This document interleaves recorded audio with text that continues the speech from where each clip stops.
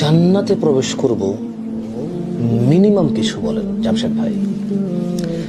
তাহলে জাবের রাদিয়াল্লাহু আনহু থেকে একটা হাদিস বর্ণিত আসছে সহিহ মুসলিমে।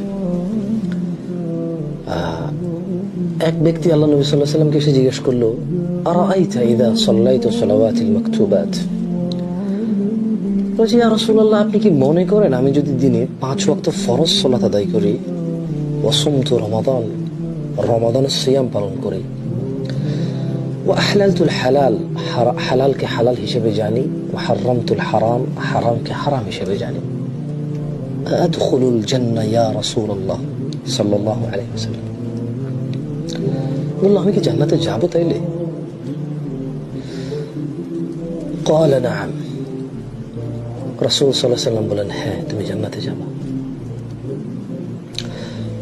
ওই লোক আল্লাহ নবী সাল্লাল্লাহু আলাইহি ওয়াসাল্লামকে বলল, ওয়াল্লাহি, আল্লাহর কসম, লা আযীদু আলা যালিকা শাইআ, আমি এর বেশি কিচ্ছু করব না।